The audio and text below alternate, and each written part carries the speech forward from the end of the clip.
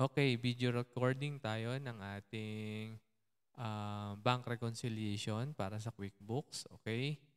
Ito yung first video natin sa bank reconciliation. Ito yung sample ng ah, China Bank na passbook na ma-generate natin. Halimbawa, nakuha natin to sa online or ito yung nasa passbook natin. Okay? Ito yung marireceive ninyong um, statement galing sa bangko.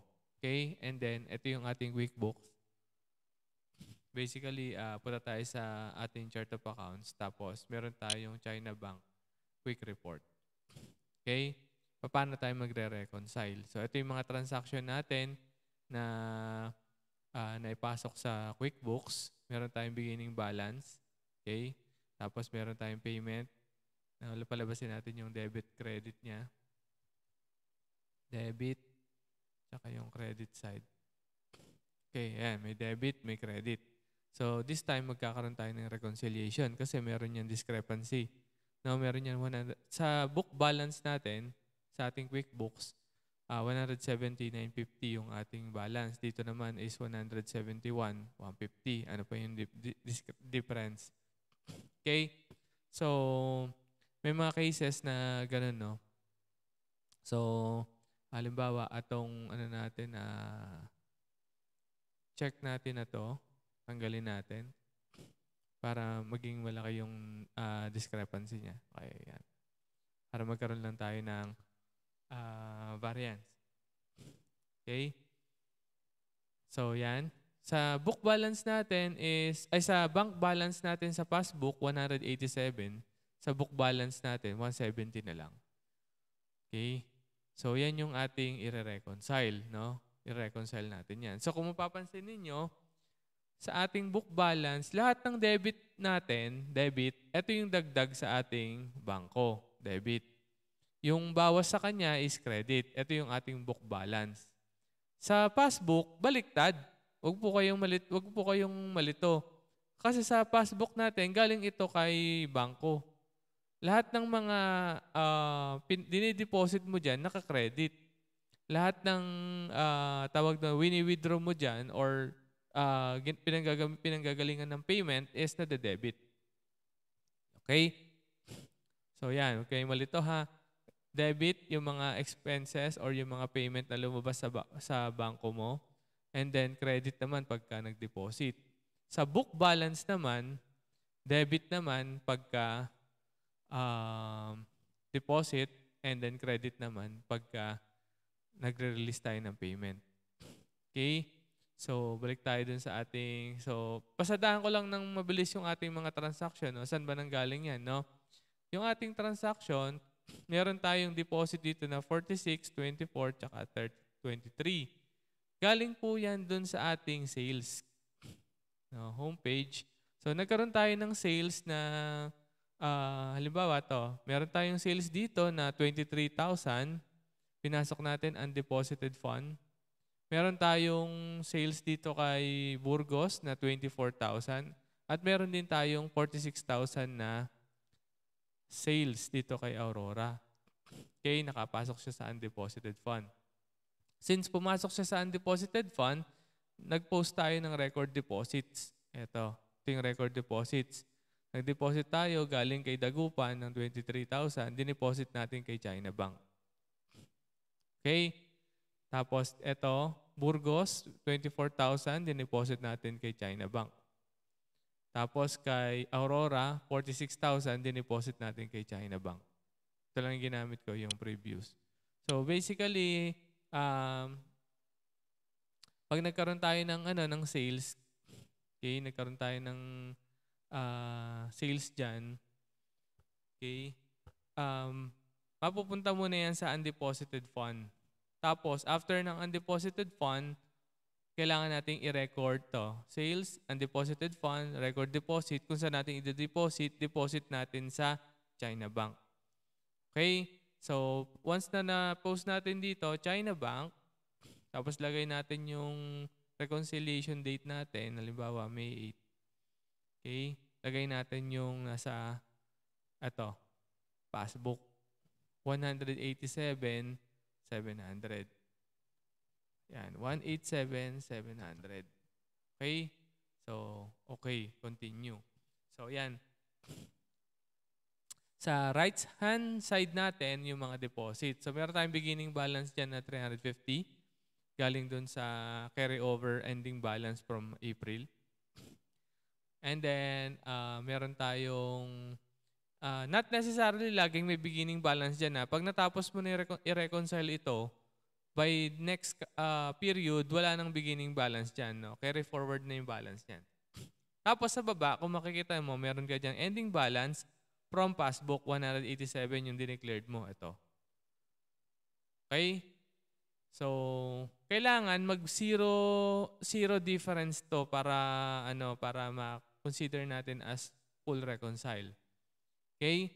So, ang gagawin lang naman natin is i-checkan lang naman natin. Halimbawa, ito. Deposit 46,000, 24,500, tsaka 23,000. So, ito 'yun. So, ito yung tatlong to.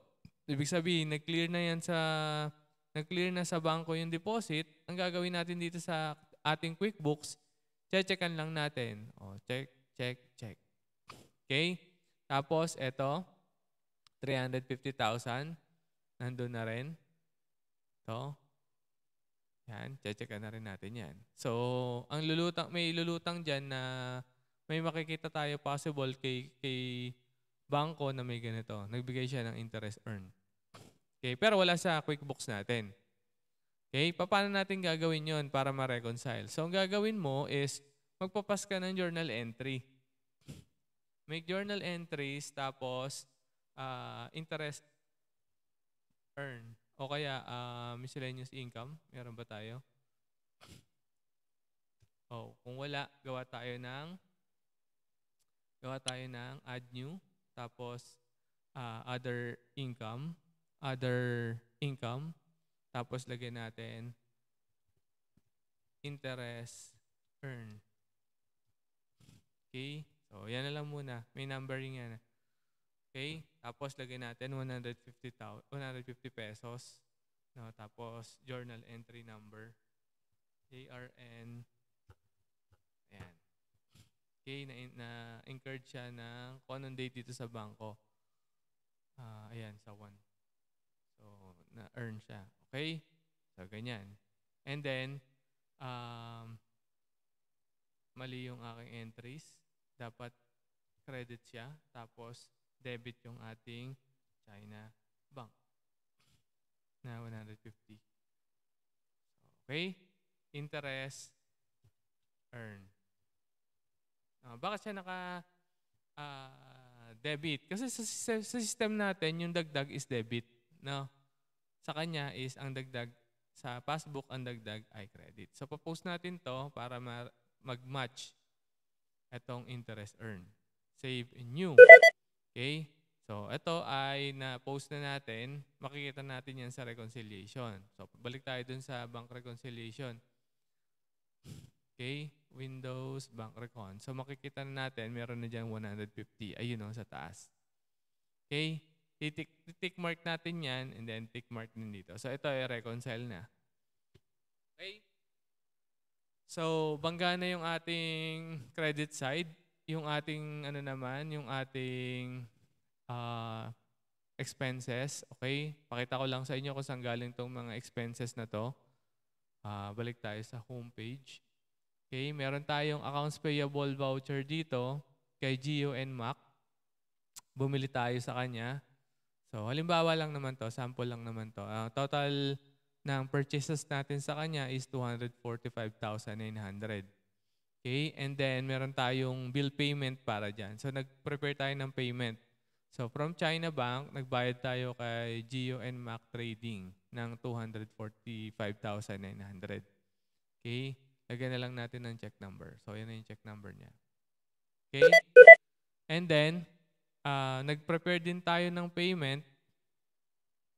Nag-write checks din tayo ng nag-post din tayo ng cash basis na expenses. Halimbawa lang naman to, general operating expenses, liquid gas, tapos ito yung total na payment niya, 16,650. galing sa China Bank. Okay, ano pa ba? And nag-fund transfer din tayo sa BDO ng 10,000. Okay, 10,000. So dito, punta tayo sa ating, tatlo yung ating pinrepare na payment. Pero sa passbook mo, ang lumabas lang is 2. So possible, yung isa dyan is hindi pa nagki-clear or hindi pa nare-release. Hawak mo yung cheque, hindi mo pa nare-release. Or na-release mo yung cheque pero hindi pa nila nade-deposit. Okay? So possible naman na gano'n. Yun yung tinatawag na payment in transit. No? So i-reconcile na natin. No? Okay? Balik tayo sa reconciliation. Etong fund transfer, 10,000. Makikita na natin. Ito. Highlightan na natin. Tapos itong 245. Nakita na natin yan. Okay? Ito siya. Checkan mo lang na ganyan. Okay? Mali. So meron dyan lumulutang na 16,650 na hindi pa nagki-clear. So, kaya kung mapapansin mo, sa passbook mo, di ba? Wala pa naman ito yung passbook mo, wala pa yung 16,000. So, wag mo muna siyang checkan. No? Ang discrepancy mo na lang is how much? 50 pesos na lang. Ayun, no? Sa baba, yung difference. Ano yung difference na yon? Meron ka pang hindi natitake mark kay. Okay, meron ka pang hindi na re-reconcile na item, reconciling item, which is etong bank charges. So, possible nung nag-transfer tayo ng 10,000 kay, halimbawa lang kung yung nag-transfer tayo ng 10,000 kay BDO, okay, tingnan natin ulit sa ano. Ito, meron tayong 10,000 na fund transfer dito. Possible na meron bank charges na 50 pesos. So, ang gagawin natin, pwede tayong maglagay dito ng bank charges. No? So, ang gagawin natin, create new tayo, expenses, tapos bank charge. Yan, bank charges. Expenses account. Tapos lagay natin yung bank charges na 50. Okay, i-recalculate natin. Galing natin to and then recalculate. So supposedly, ang nabawas talaga sa ating China Bank is 10,000 plus 50 na bank charges. So pwedeng ganyan yung entries ninyo. Okay, save and close. So magiging ganito siya, 10,050 siya. Tapos, checkan natin itong dalawa na to sa ating passbook kasi ang total nito is 10,050.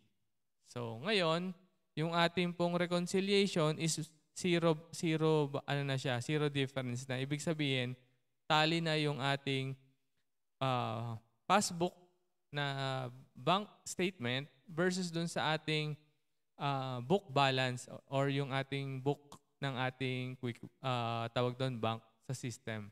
So, irregardless, dahil meron pa siyang 16,000 na nakalutang. Okay? Tali pa rin siya. Pero, pag tayo po ay nag-create ng statement, ng ating China Bank, okay, makikita natin na dito sa statement natin, ang ending balance is 171,050. No? So, ayan yung ating actual na book balance sa ating QuickBooks. Ito yung ating bank statement. Hindi po talaga nagmamatch yan. Kaya meron po tayong tinatawag na reconciliation. No? So, ibig sabihin, ano yung hindi pa nare-reconcile? Yun yung difference. Kasi pagka tinotal mo to, yung 171,050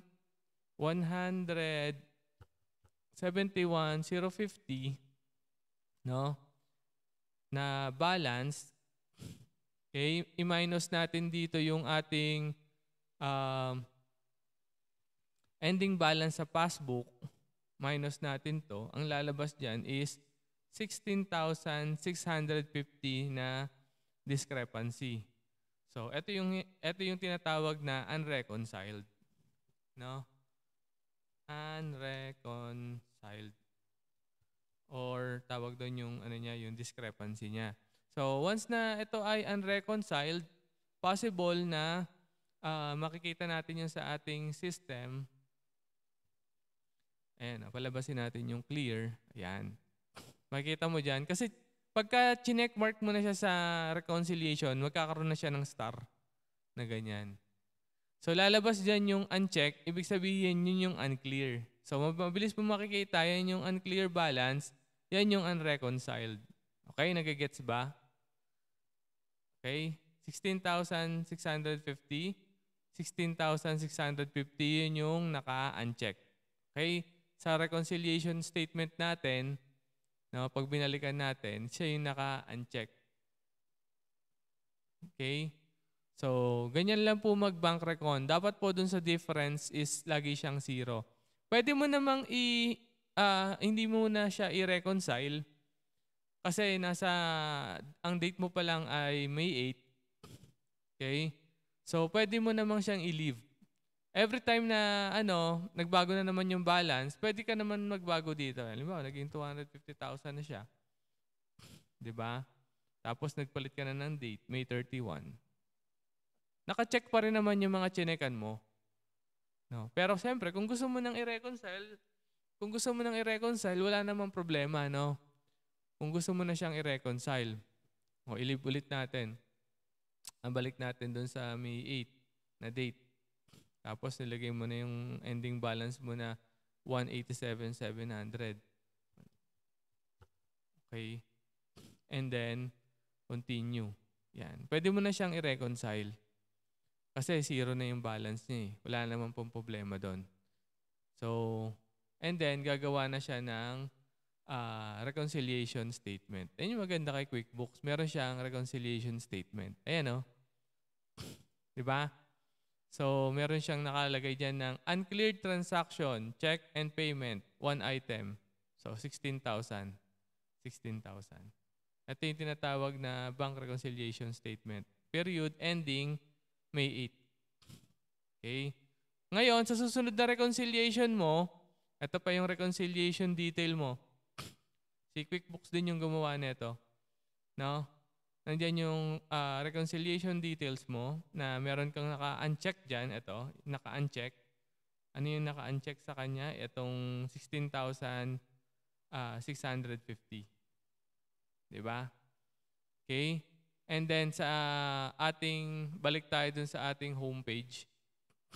So once na nag-reconcile ka na ulit, tapos ang magiging balance, nakalagay diyan, beginning balance mo is 187,500 na. Which is ito. 'Di ba? Tapos susunod na yugto na naman yan dito ng mga transaction. Okay? So sabihin na natin 250,000. Ganyan susunod, tapos susunod na date na May 31. And then continue. So kung mapapansin mo dito, wala na yung mga nireconcile mo na deposits at nawala na rin yung mga nireconcile mo na payments. Okay? Kaya po kailangan nating mag-reconcile is para ma-balance natin yung ating bank, no? At makita natin yung mga open, tawag doon, ito, yung nasa left-hand side, ito yung mga payment in transit. Na-prepare na natin yung payment, hindi pa nagkiklear kay bangko. Or yung nasa right-hand side naman natin is yung mga deposit. Na-deposit na natin, na-record na natin yung deposit kay QuickBooks, no? Pero hindi pa nagkiklear yung deposit kay bangko. So, pwede din yun. No? So, yung dalawa na lang, yung uncleared balance lang dapat yung maiiwan dyan. Kaya natin nire-reconciled. No? So, nire-required ko po talaga na mag-reconcile po kayo para ma-manage nyo po yung bangko nyo. Para makita nyo po yung mga outstanding checks on hand. No? And outstanding deposit na hindi pa nagki-clear. No? At the same time, kadalasan sa mga nagiging client ko, napakadaming items dun sa kanilang mga sa bank transaction na hindi nila nire-reconcile. Now, at the end of the day, hirap na hirap silang i-reconcile yung kanilang bangko. Kasi ang dami na eh. Pag masyado ng maraming transaction mo dyan, syempre, mas konti yung transaction mo, nare-reconcile mo yan weekly, ito yung tinatawag na weekly reconciliation, gawin mo na. Kung kung mas maalwan sa na weekly reconciliation. 'Di ba? So ganyan. Pwede po 'yan. So ganyan lang po mag-bank recon. Okay? So una is yung ating tawag doon, yung ating bank statement, quick report. Yan, para makita mo ilagay mo rito yung statement date. Tapos, mag-click mo yung customize report, palabasin mo yung clear, CLR lang. Yan, checkan mo siya. Lalabas dyan yung mga may check. Ito yung ibig sabihin niya na reconcile mo na yan. Na-check mo na yan sa reconciliation, kaya naka-check na siya. Okay? So, yung mga hindi naka-check, yun yung tinatawag na unreconciled or yung unreconciled balance. Okay? Ibig sabihin, mahanap mo naman kung nasan tong unreconciled balance nito. As long as properly recorded yung transaction kay QuickBooks. So, ibig sabihin, kung ano yung kung ano yung meron dito sa passbook mo, dapat i-record mo din kay QuickBooks. Tulad nito, nagkaroon ka ng interest earn. Magkakaroon ka ba kay QuickBooks noon kung hindi mo siya ipopost? Kaya ni-record po natin na mag-journal entries. Okay? Yung bank charges ba, makikita mo ba kay QuickBooks kung hindi mo ipopost? No, yan. So, para magkaroon po ng posting, kailangan mo rin siyang i-post dito. Okay? So, ang lulutang lang dapat dyan is yung unreconciled. Ibig sabihin, nandun kay QuickBooks, pero wala sa passbook. Ulitin ko, nandito kay QuickBooks, tulad nitong 16,650, pero wala kay passbook. Yun yung tinatawag na unreconciled. So, ganun lang po. Ang tawag po dito ay book to bank na bank reconciliation. So, medyo mahaba po yung video na to kasi kailangan ko po ma-explain sa inyo ng maayos. And lastly, kailangan nyo pong mag-journal entries. So, halimbawa, bank charges, no, 50 pesos na bank charges, and then China Bank. Okay? Ito ay charges. Pagka income naman, interest income, okay, interest income, naka-credit naman siya. Naka-credit naman siya. Tapos, China Bank. China Bank, ganyan. Ito po yung income, nag-earn tayo dito, ito po yung charges. Okay, ganyan po mag-entries sa journal entries. So, yun lang po at I hope na naging clear po itong bank reconciliation na ito sa inyo. Thank you. God bless.